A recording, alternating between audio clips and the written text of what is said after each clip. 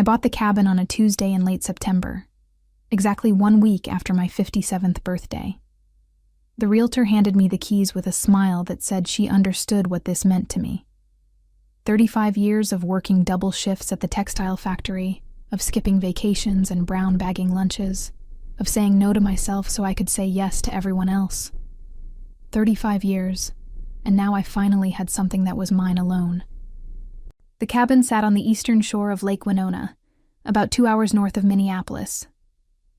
It was small, just under 1,000 square feet, with 2 bedrooms, a kitchen that opened into a living room, and a porch that wrapped around 3 sides. The wood siding had weathered to a soft gray, and the roof needed replacing within the next few years. But I did not care.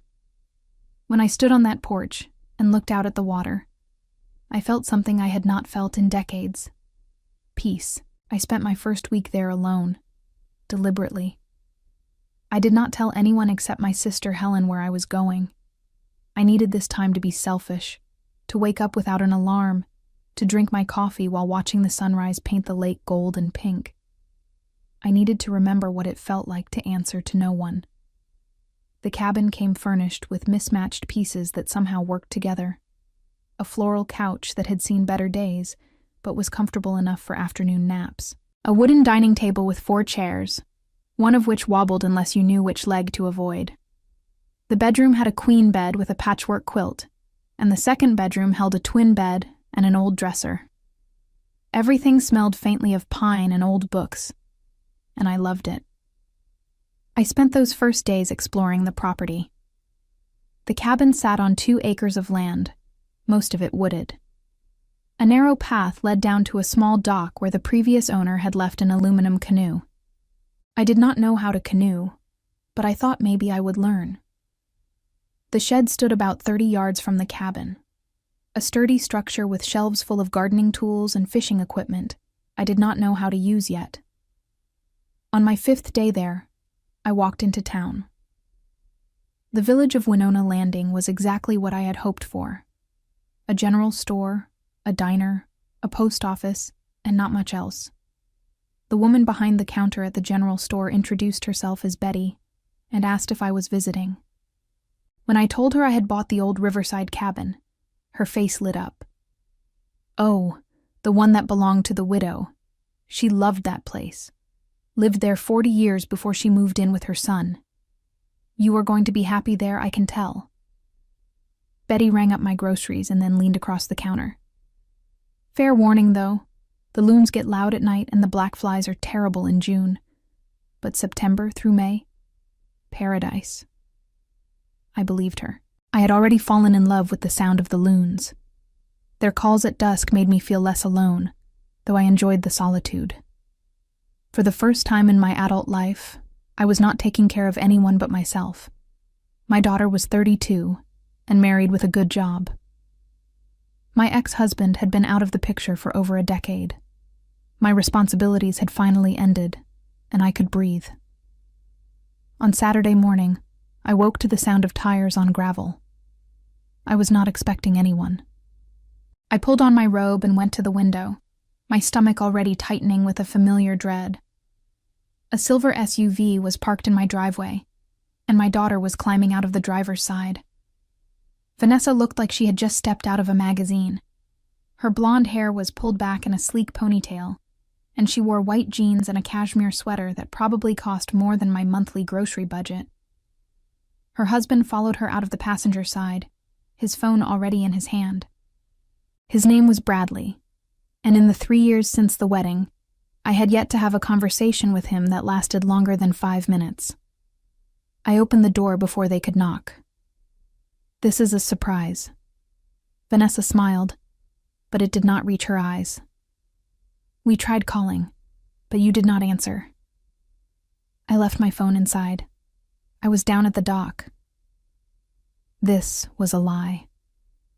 My phone was charging in the bedroom, but I had been ignoring it on purpose. What are you doing here? Can we come in? She was already moving past me, Bradley trailing behind her. They both stopped in the living room, and I watched Vanessa's gaze sweep across the space. I could see her cataloging everything, her expression shifting from polite interest to something else, something calculating. "So this is it," she said. "The cabin. This is it." I closed the door and crossed my arms. "You drove 2 hours to see it?" "We wanted to check on you. Make sure you were settling in okay." Vanessa walked over to the window and looked out at the lake. "It is nice, Mom. Really peaceful." "That is the point." Bradley was taking pictures with his phone, moving from room to room without asking permission.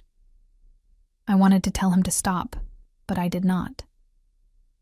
I had learned over the years that setting boundaries with my daughter and her husband only led to arguments about how unreasonable I was being. "How much land do you have?" Vanessa asked. 2 acres. Most of it is wooded." "And the shed?" She pointed through the window. "Came with the property. It has tools and things." She nodded slowly, and I could practically see the wheels turning in her head. "This place has a lot of potential."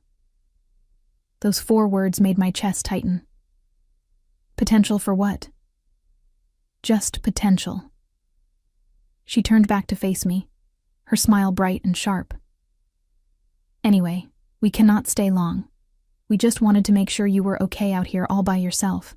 They left 20 minutes later, after walking around the property and asking questions about the well water and the septic system, and whether the dock was stable. I stood on the porch and watched them drive away, and I knew with absolute certainty that this was not over. Vanessa had looked at my cabin the way she used to look at my house before she convinced me to downsize so she could invest the equity I got from selling it. 3 days passed before Vanessa called. I was sitting on the porch with a cup of tea, watching the afternoon light shift across the water, when my phone buzzed. I considered not answering, but that would only delay the inevitable. "Hi, honey." "Mom, I have been thinking about the cabin." Vanessa's voice had that tone she used when she was about to ask for something. Bright and enthusiastic and completely inflexible. "Bradley and I did some research, and we think you are sitting on a gold mine. I am not selling it. I am not asking you to sell. Listen, the vacation rental market is booming right now. Places like yours on the lake, with that rustic charm, people pay top dollar for that experience. We could turn your cabin into an Airbnb and make serious money." I set my tea down carefully. "Vanessa, I bought this place so I could have somewhere quiet to live. I do not want strangers staying here." "You would not have to deal with them. Bradley and I would manage everything. We would handle the bookings, the cleaning, the maintenance. All you would have to do is collect your share of the profits." "I do not want profits. I want peace." There was a pause, and when she spoke again, her voice had cooled. "Mom, be realistic. You are 57 years old. How long do you think your savings are going to last? You worked at a factory, not a bank. This is an opportunity to secure your future." "My future is secure. I saved for this." "You saved enough to buy a cabin, but what about property taxes? Maintenance? What happens when the roof needs replacing or the well pump dies? Those things cost thousands of dollars." She was speaking faster now, her words tumbling over each other. "An Airbnb would pay for itself and then some. You could even retire early, really retire, and not worry about money ever again." I closed my eyes. This was how she worked. She found your weak spots and pressed until you gave in. And she was right about one thing. Money was tighter than I wanted to admit. The cabin had taken most of my savings, and I was living on Social Security and a small pension. I had enough to get by, but not enough for emergencies. "I will think about it," I said finally. "That is all I'm asking. Just think about it." Her voice brightened immediately.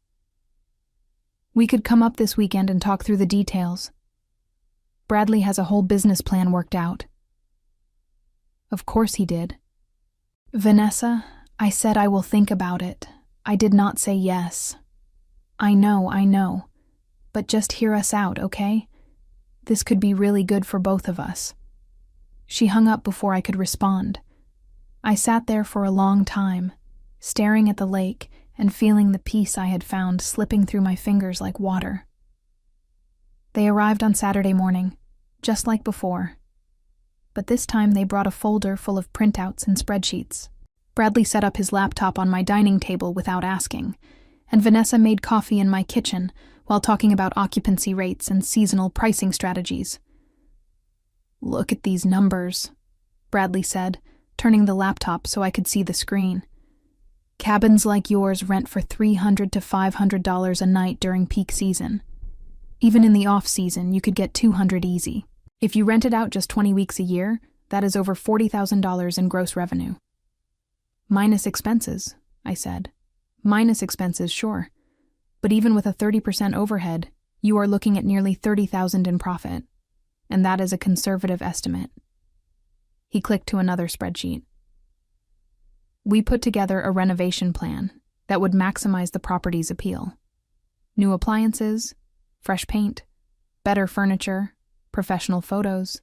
We estimate about $100,000 in upgrades, but the return on investment would be immediate." $100,000? I stared at him. "I do not have that kind of money." "We know." Vanessa set a mug of coffee in front of me and sat down. "That is why Bradley and I want to invest. We will cover the renovation costs, and in exchange, we will take a larger share of the profits for the first 2 years. After that, we will renegotiate, and you will start earning more. It is a win-win." "And where would I live during the renovations?" "You could stay in the shed," Vanessa said, as if this were the most reasonable suggestion in the world. "We would clean it out, make it comfortable. It would only be for a few weeks." I looked at my daughter, this woman I had raised and sacrificed for, and felt something shift inside me. She was asking me to move into a shed so she could turn my home into a business. She was asking me to give up the one thing I had worked my entire life to achieve. "No," I said. Vanessa blinked. "No? No.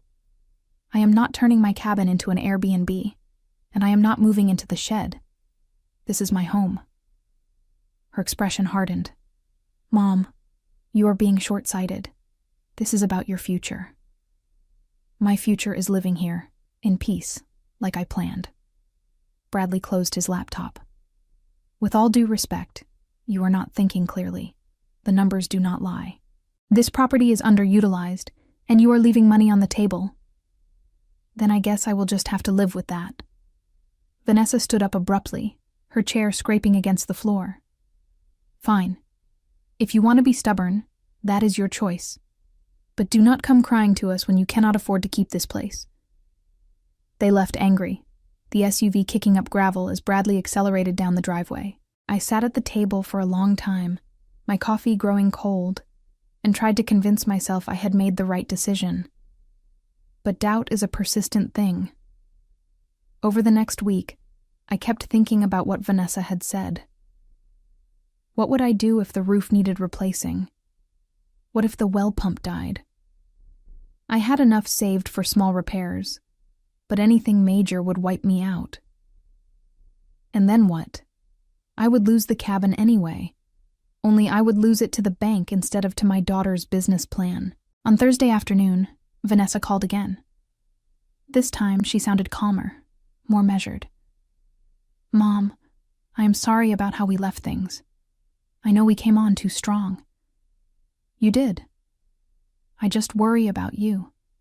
You worked so hard for this place, and I want to make sure you can keep it." She paused. "What if we compromised? What if we just did a few small upgrades, nothing major, and tested the waters with a few rental weekends? If it does not work out, we will drop the whole thing, but at least you would know you tried." I wanted to say no again. I wanted to hold my ground. But the past week had been filled with small anxieties that I could not shake. A stain on the ceiling that might be a leak. A strange noise from the water heater. Every little thing felt like a countdown to disaster. "Just a few weekends?" I asked. "Just a few. We will handle everything." You would not even have to leave. I am not moving into the shed, Vanessa. You would not have to. You could stay in the cabin, just maybe keep to your bedroom when guests are here. Or you could visit Aunt Helen for the weekend. It would be completely up to you. It sounded reasonable. It sounded like a compromise. And I was tired of fighting. Okay, a few weekends. But if I do not like how it goes, we stop.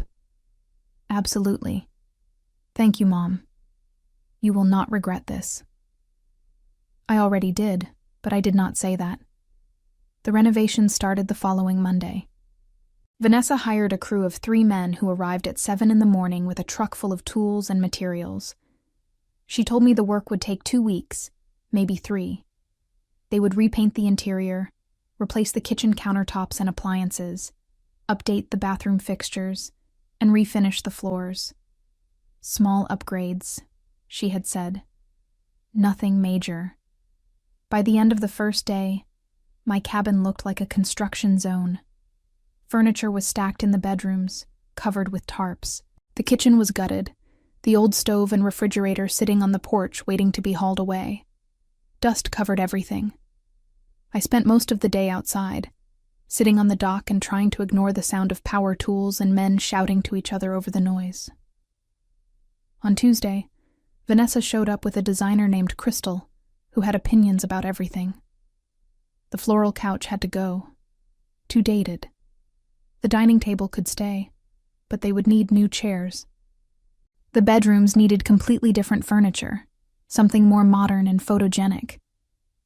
Crystal walked through the cabin with her phone, taking pictures and making notes, while Vanessa nodded along to every suggestion. "What about my things?" I asked. "Where am I supposed to put my furniture?" "We will store it in the shed," Vanessa said. "Do not worry. We will keep it safe." By Wednesday, the shed was full of my belongings. The floral couch I had napped on, the dresser that had been my grandmother's, the patchwork quilt. Everything that had made the cabin feel like mine was now hidden away, and strangers were deciding what would replace it. I tried to talk to Vanessa about it, but she was always busy, always on the phone or in a meeting with Crystal or reviewing invoices with Bradley. When I finally cornered her on Friday afternoon, she barely looked up from her laptop. "Mom, I know this is hard, but trust me. These upgrades are necessary if we want to attract high-end renters. You said small upgrades. You said nothing major. These are small. We are just refreshing the space." She finally looked at me, and her expression softened slightly. "I know it feels like a lot right now, but when it is done, you are going to love it. And more importantly, guests are going to love it. That is the whole point. The point was supposed to be that I could keep living here. And you can, between bookings. Look, we already have 5 reservations for October and November. People are excited about this place. We are going to make so much money, Mom. You will see." The renovation stretched into a 3rd week, then a 4th. The budget ballooned from $100,000 to $120,000. Vanessa assured me it was all necessary, all part of the plan. Bradley showed me updated spreadsheets that projected even higher profits, as if numbers on a screen could make up for the fact that my home no longer felt like mine. By the time the work was finished, the cabin was unrecognizable. The walls were painted a crisp white. The kitchen had granite countertops and stainless steel appliances. The furniture was all sleek and modern, bought from expensive stores and arranged for maximum Instagram appeal. Even the porch had been upgraded with new Adirondack chairs and a fire pit that looked like something out of a catalog. Crystal took professional photos, hundreds of them, and Vanessa uploaded them to the Airbnb listing she had created. The cabin was described as a luxury lakeside retreat, with rustic charm and modern amenities. The nightly rate was $450. The first booking was 2 weeks away, a couple from Chicago coming up for a long weekend. I stood in the middle of my living room, surrounded by furniture I had not chosen and could not sit on comfortably, and realized that I had lost. I had said no, and it had not mattered. I had set boundaries, and they had been ignored. My daughter had taken my home and turned it into her investment, and I had let her do it because I was afraid of being alone and poor and helpless. But as I stood there, something else bloomed alongside the grief. Something cold and sharp and patient. If Vanessa wanted to turn my cabin into an Airbnb, then fine. Let her. Let her spend her $120,000. Let her book guests and promise them a luxury experience. And then, let me show her exactly what happens when you take something that does not belong to you. The couple from Chicago arrived on a Friday afternoon in mid-October. I watched from the shed window as they pulled up in a sleek black sedan, both of them dressed like they were heading to a business meeting rather than a lake vacation. The woman wore heels that sank into the gravel driveway, and the man immediately pulled out his phone to take pictures. Vanessa had insisted I stay in the shed during guest visits. She had cleaned it out and brought in a cot, a space heater, and a small lamp. It was humiliating, living in a storage building while strangers slept in my bed, but I did not complain. I needed Vanessa to think I had accepted defeat. I needed her to believe I was harmless. The Chicago couple stayed for 3 nights. I did not see much of them, though I heard their voices carrying across the property when they sat on the porch in the evenings. On Sunday morning, they left a 5-star review praising the cabin's cleanliness and the stunning lake views. Vanessa called me immediately, her voice bright with triumph. "See? I told you this would work. They loved it." "That is good," I said, keeping my tone neutral. The next guests check in on Thursday, a family with 2 kids. They booked for a whole week. She paused. "I am going to need you to stay in the shed again.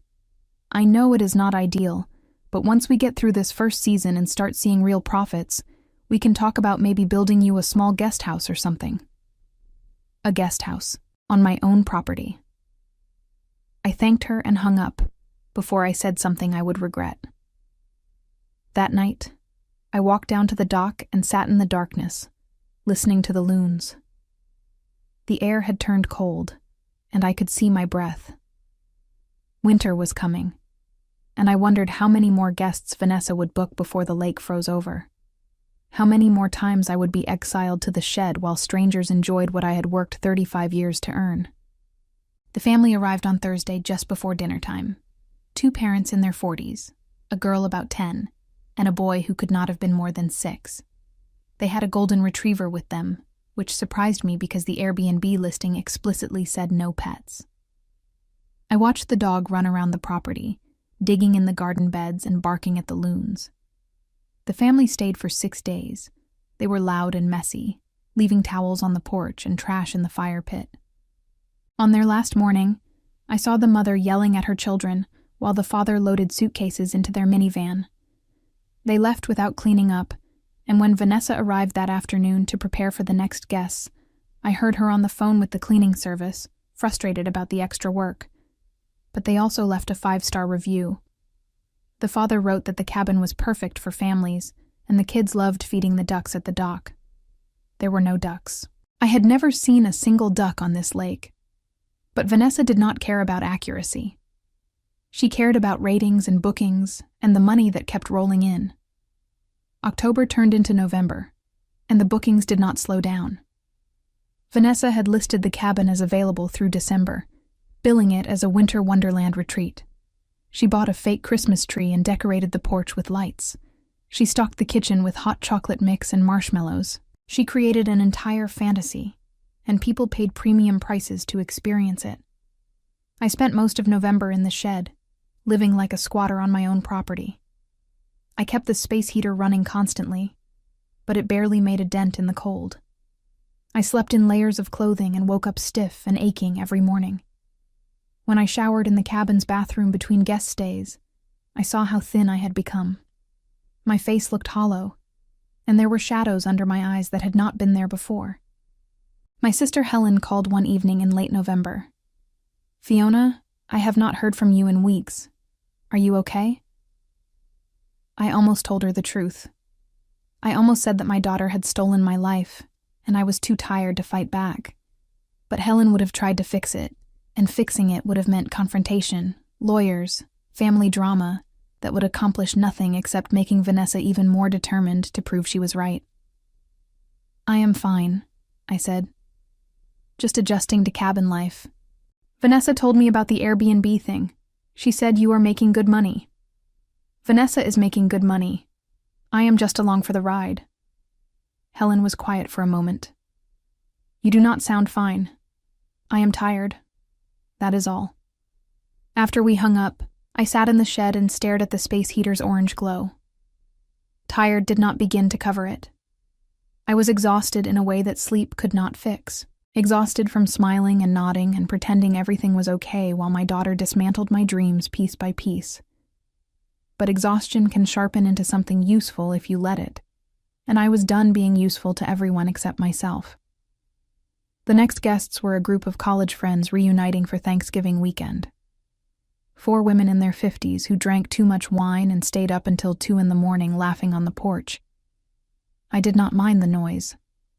What I minded was waking up on Thanksgiving morning to find one of them had vomited in the garden bed outside the shed. I cleaned it up myself because I did not want Vanessa to know I was still on the property. She had started hinting that maybe I should spend the winter at Helen's house, just until the busy season ended. I knew what that meant. Once I left, I would never come back. The cabin would become a full-time rental, and I would become an occasional visitor to the place I had bought with my own money. The college friends left a 4-star review, complaining that the hot water ran out too quickly. Vanessa immediately called a plumber and upgraded the water heater, adding another $2,000 to her investment. She did not ask me if I minded. She did not even tell me it was happening. I found out when the plumber showed up on a Tuesday morning and started working while I was still in the cabin. December brought snow and ice and a parade of guests who tracked mud through my living room and left wet boots by the door. Vanessa hired a property management company to handle the turnovers, because she was too busy to drive up from Minneapolis every few days. Now I had strangers with keys letting themselves in, cleaning and restocking and treating the cabin like it was just another job. I waited until the 3rd week of December, when the calendar showed a gap between bookings, 5 empty days before a New Year's Eve reservation.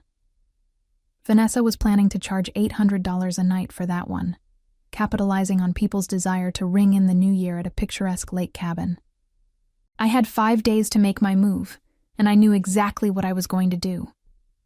The plan came to me in pieces over those cold weeks in the shed, crystallizing into something both simple and devastating. Vanessa had turned my cabin into a business, so I would treat it like a business. And every business has vulnerabilities. On the first empty day, I let myself into the cabin and walked through it slowly, relearning the space. Everything gleamed with aggressive cleanliness. The property management company had done their job well. Fresh linens on the beds, towels folded into decorative shapes in the bathroom, a bowl of fake lemons on the kitchen counter. It looked like a hotel, sterile and impersonal. I started in the kitchen. I adjusted the pilot light on the new stove so it would flicker unpredictably, making it difficult to maintain consistent temperatures. Not enough to be dangerous, but enough to frustrate anyone trying to cook a proper meal. Then I loosened the connection on the garbage disposal just slightly, so it would make a grinding noise that sounded expensive. In the bathroom, I adjusted the shower valve so the water temperature would fluctuate wildly between scalding and freezing. I had learned this trick from a maintenance worker at the factory who used to complain about his landlord. It was a small adjustment, barely noticeable unless you knew what to look for, but it would make every shower a gamble. The bedroom came next. I took the memory foam mattress topper off the bed and replaced it with an old, lumpy one from the shed. I switched them carefully, knowing Vanessa would never notice the difference by looking. But guests would feel it. They would wake up with sore backs and stiff necks, and they would mention it in their reviews. I moved through the cabin like a ghost, making tiny alterations that would add up to a miserable experience. I adjusted the thermostat so it would never quite reach the set temperature. I loosened a floorboard near the bedroom door so it would creak loudly whenever someone walked over it. I removed half the light bulbs in the lamps, leaving just enough light to be functional, but creating shadows that would make the cabin feel darker and less welcoming. In the living room, I repositioned the furniture so the seating arrangements felt awkward and uncomfortable. The couch now faced away from the best view of the lake. The chairs were angled in a way that made conversation difficult. Small things, subtle things, things that would register as vaguely wrong without being obviously sabotaged. I spent hours on these adjustments, working methodically and carefully. When I was finished, I walked through the cabin one more time, checking my work. Everything looked normal. That was the beauty of it. Vanessa would not see anything wrong. The property management company would not notice. But the guests would feel it. That creeping sense that something was off. The New Year's Eve guests arrived on December 30th. A group of 8 friends in their 30s, loud and excited and already drunk when they pulled up in their rented SUV. I watched them unload coolers full of champagne and bags full of party supplies. They were planning something big, and I almost felt sorry for them. Almost. I stayed in the shed that night, but I kept my window cracked open so I could hear. Around 8 in the evening, someone started yelling about the stove not working properly. An hour later, I heard shrieking from the bathroom, followed by complaints about the water temperature. By 10 o'clock, people were arguing about where to sit because the furniture arrangement was so uncomfortable. At midnight, I heard them counting down to the new year, their voices carrying across the frozen lake. But the celebration sounded muted, lacking the joy they had arrived with. At 2 in the morning, I heard someone crying. By 3, the cabin was silent except for that creaking floorboard as people walked back and forth to the bathroom. They left early on New Year's Day, hours before their checkout time. Through the shed window, I watched them load their SUV with grim faces and tired eyes. One woman was still in her pajamas, wrapped in a blanket, and looking like she had not slept at all. The review appeared 2 days later. 3 stars. The first non-5-star review the cabin had received. The writer complained about the uncomfortable furniture, the unreliable stove, the temperamental shower, and the noisy floorboards that kept everyone awake. They said the cabin looked better in photos than in person, and they would not be returning. Vanessa called me immediately, her voice tight with stress. "Did you see the review?" "I did." "I do not understand what happened. The property management company said everything was fine when they did the turnover. The cabin should have been perfect." "Maybe the guests were just difficult," I suggested.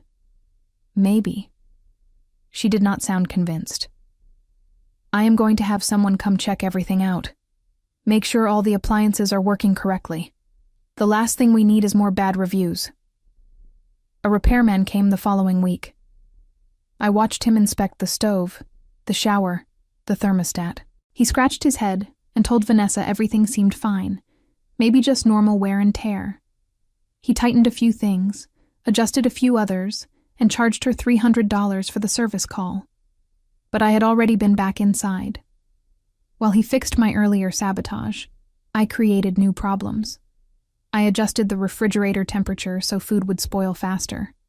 I loosened the handle on the kitchen faucet so it would drip constantly. I removed the rubber seal from the bedroom window so cold air would seep in at night. The next guests checked in on January 8th. A honeymoon couple from Milwaukee who had booked 5 nights. They lasted 3 before checking out early. Their review was 2 stars. They complained about the drafty bedroom, the dripping faucet that kept them awake, and the fact that their groceries spoiled because the refrigerator was not cold enough. The husband wrote that for $400 a night, they expected better. Vanessa came to the cabin on a snowy afternoon in mid-January, and this time she brought Bradley and a home inspector. I watched from the shed as they walked through the property, the inspector taking notes and photos. They spent 3 hours examining every inch of the cabin, and when they finally left, Vanessa looked exhausted.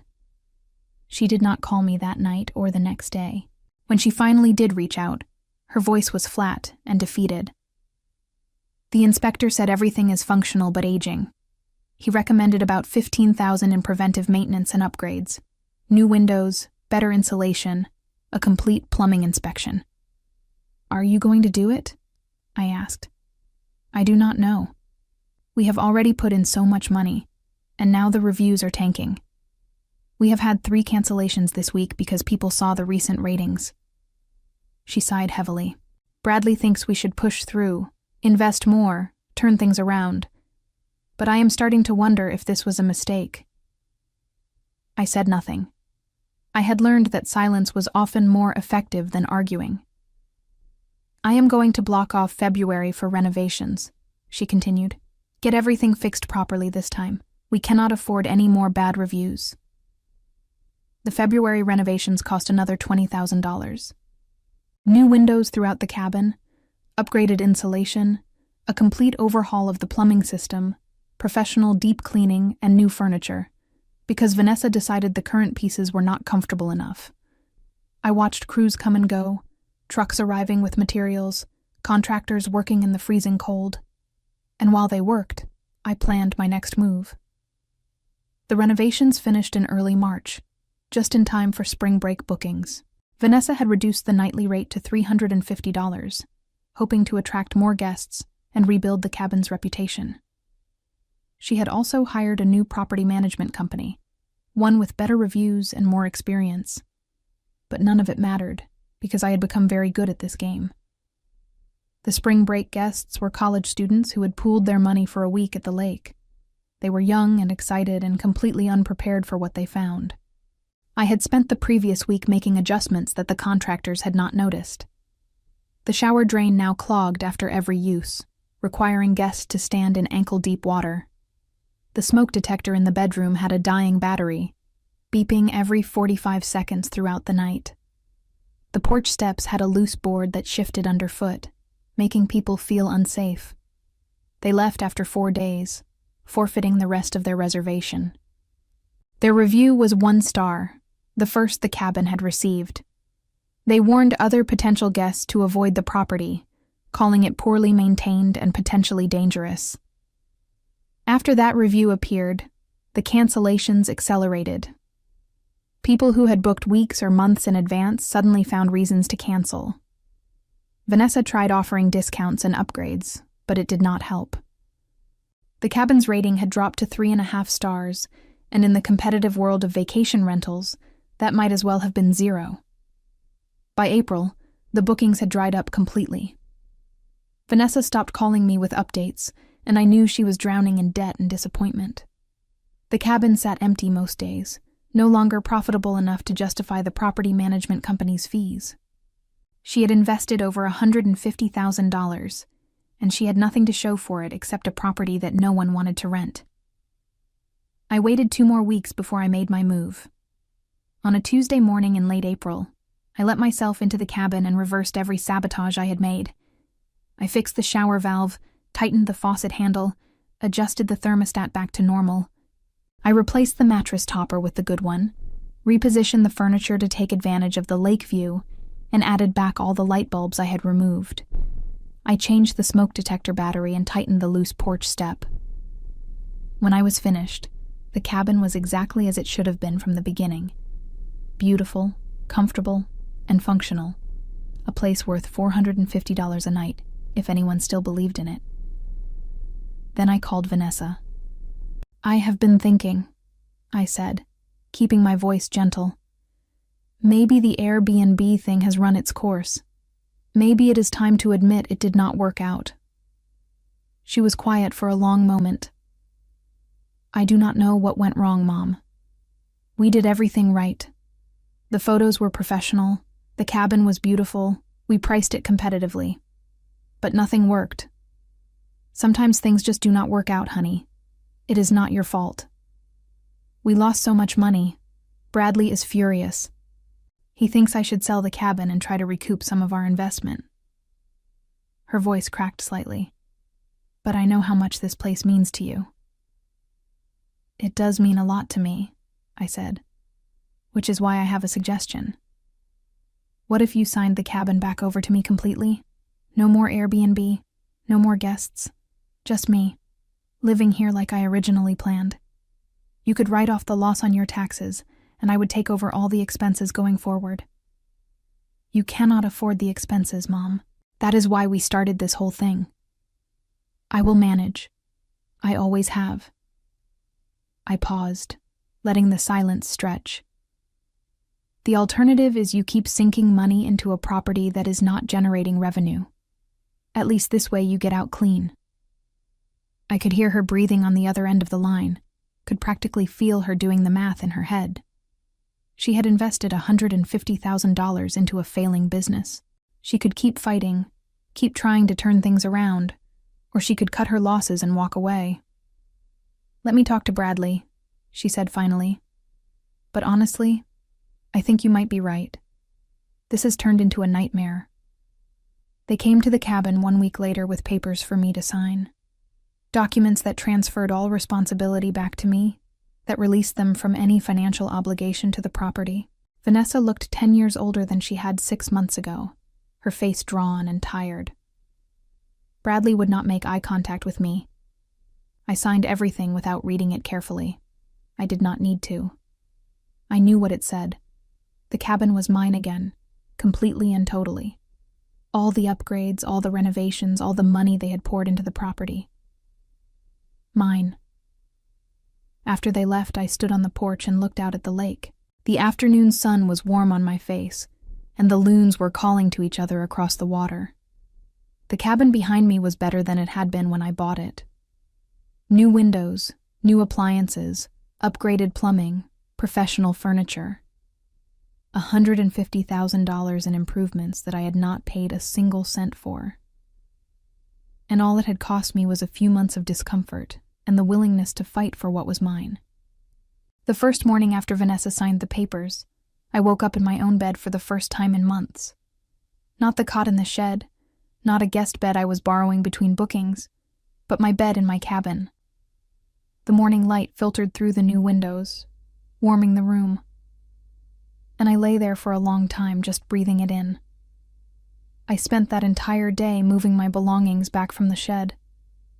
The floral couch that Vanessa had deemed too dated, my grandmother's dresser, the patchwork quilt. I arranged everything alongside the new furniture, creating a blend of old and new that felt right. The cabin was mine again, but it was better than before. Stronger. Just like me. Helen called that afternoon, and this time I told her everything. About the Airbnb, the shed, the months of sabotage, the final transfer of ownership. She listened in silence until I finished.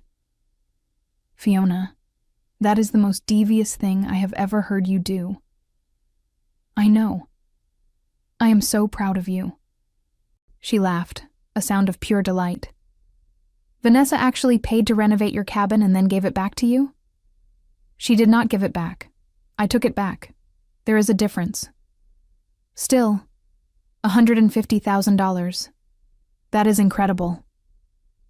It is not about the money, I said, though the money certainly helped. It is about the fact that she thought she could take what was mine, that she could ignore my wishes and bulldoze over my boundaries, and I would just accept it. I needed her to understand that I am not helpless. I think you made that very clear. After we hung up, I walked down to the dock and sat watching the water. The lake was starting to warm up, the ice long gone, and I could see fish jumping near the shore. In a few weeks, the black flies would arrive, just like Betty from the general store had warned. But I did not mind. This was my place, my peace, and I had fought for it in the only way I knew how. Vanessa did not call for 2 weeks. When she finally did, her voice was careful, measured. Hey, Mom, just checking in. How are you doing? I am doing well, settling back in. That is good. A pause. Bradley and I have been talking and we want to apologize. We pushed too hard with the Airbnb thing.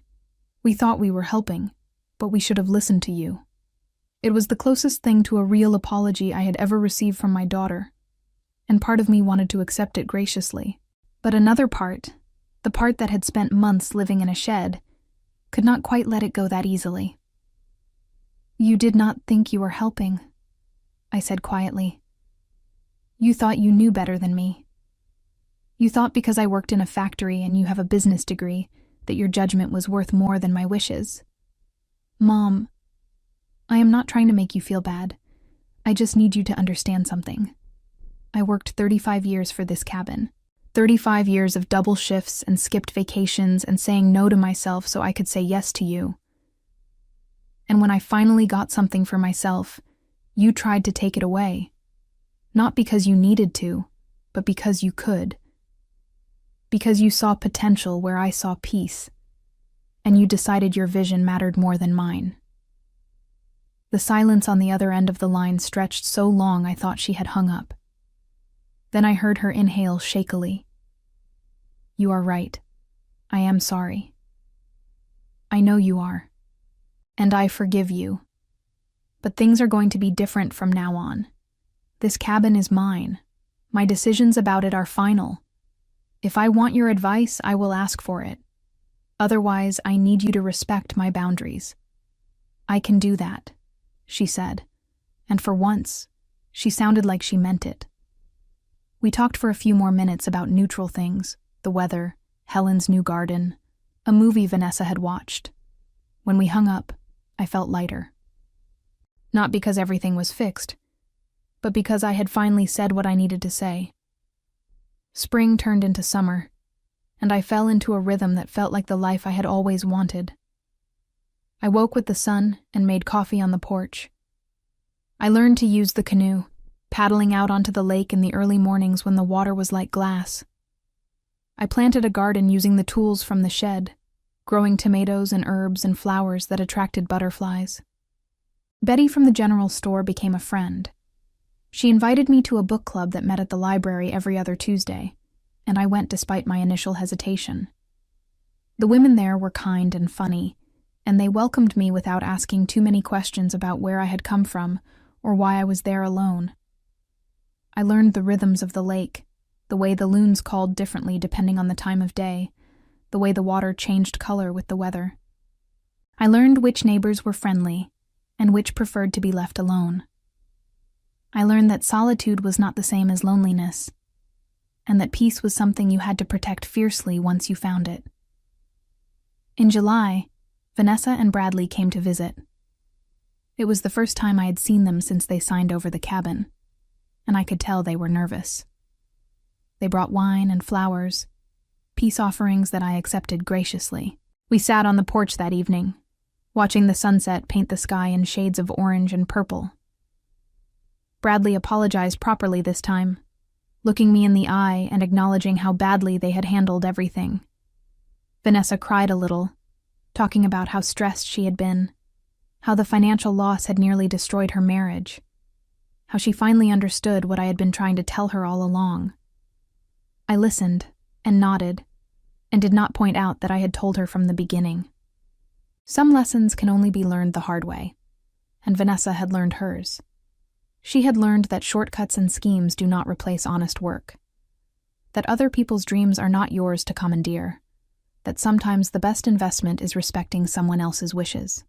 They stayed for dinner, and we ate grilled fish I had caught that morning and vegetables from my garden. The conversation was easier than it had been in years, free from the tension that had defined our relationship for so long. When they left, Vanessa hugged me tightly. I really am sorry, Mom. I know, honey.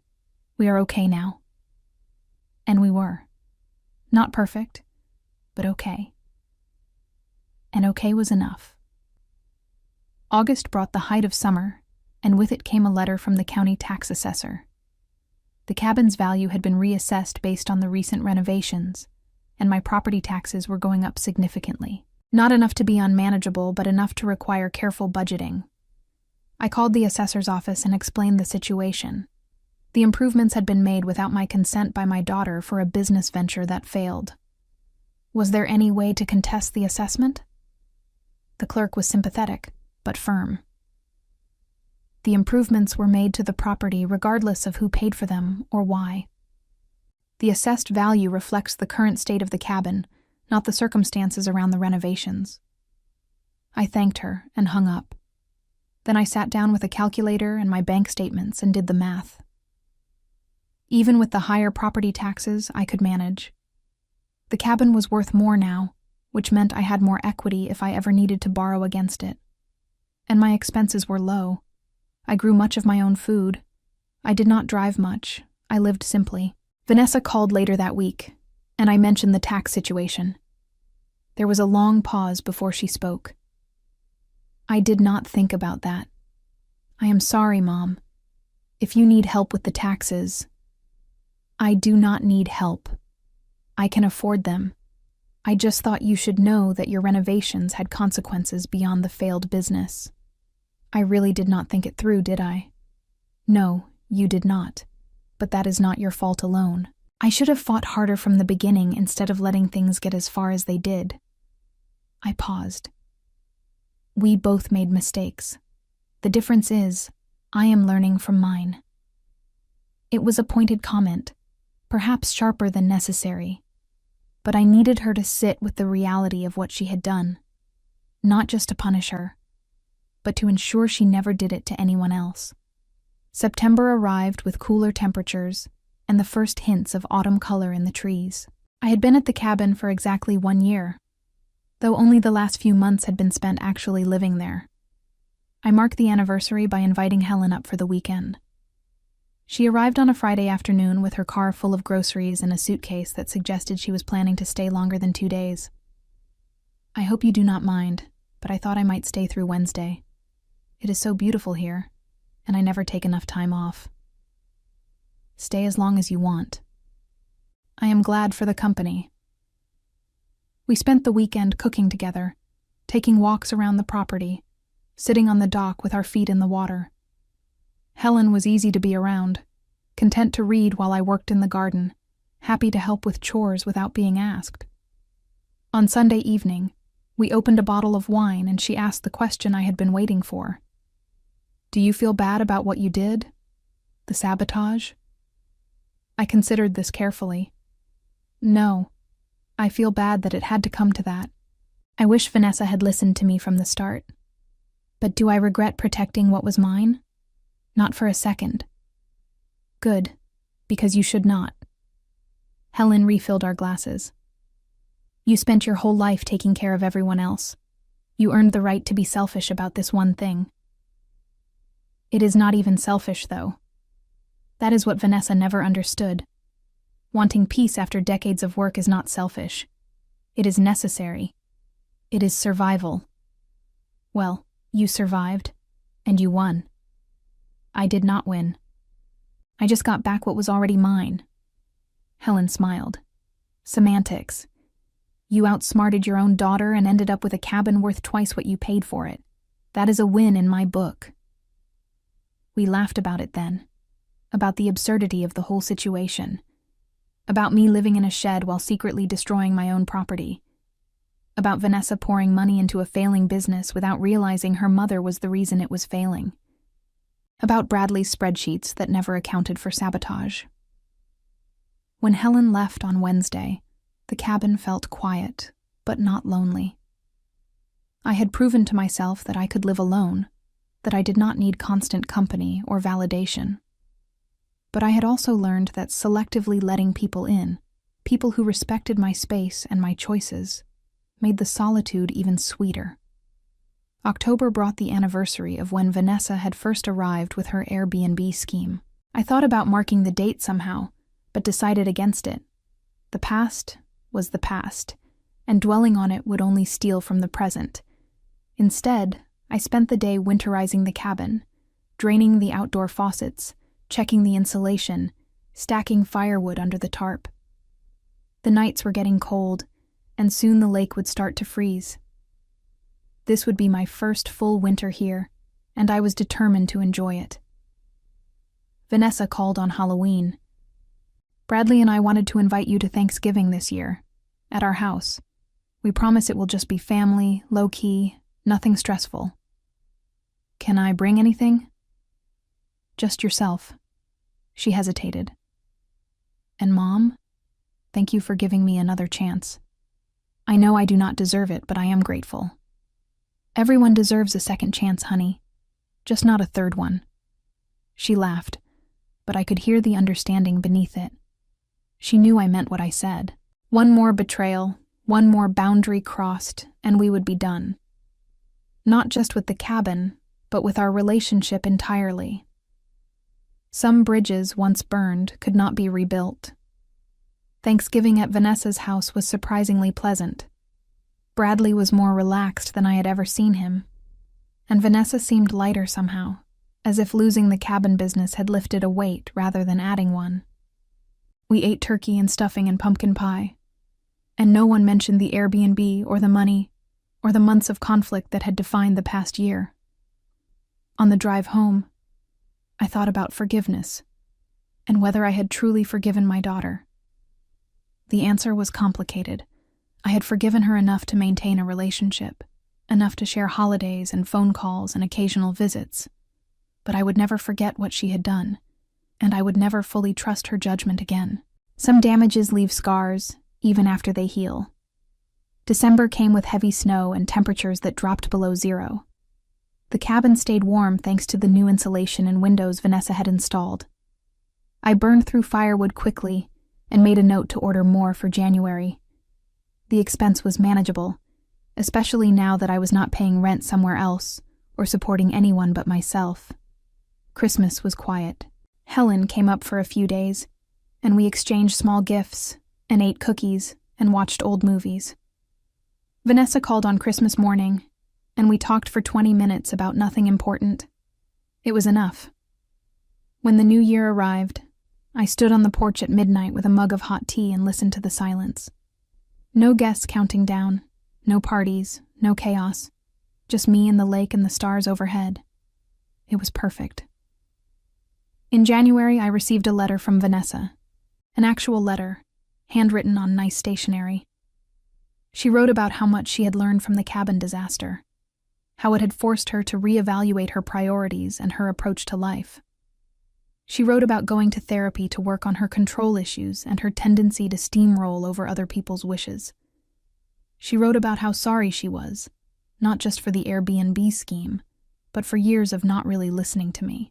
I read the letter 3 times, sitting at the kitchen table with my morning coffee. Then I folded it carefully and put it in a drawer.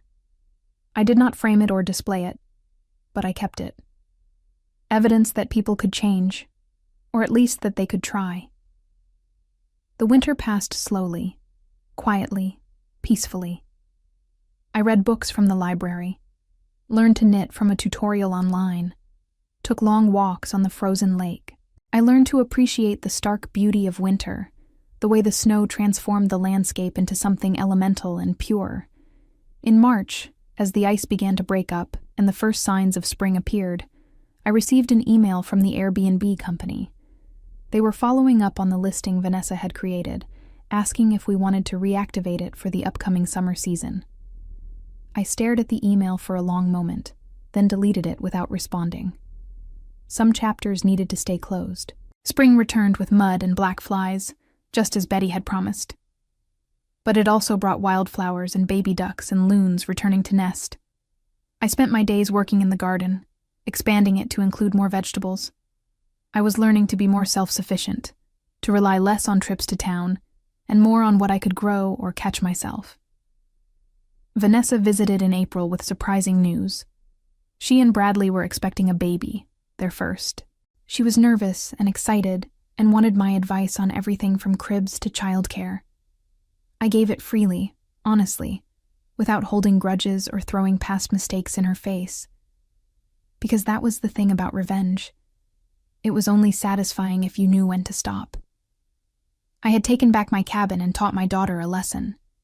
Now it was time to move forward, to build something new instead of dwelling on what had been destroyed. The baby arrived in September, a girl they named Sophie. I drove down to Minneapolis to meet her. This tiny creature who would grow up never knowing about the battle fought over a cabin, or the lengths her grandmother had gone to protect her peace.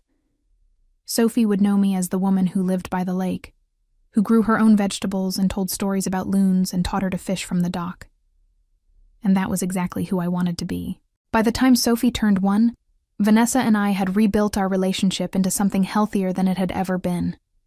We talked regularly, but not constantly.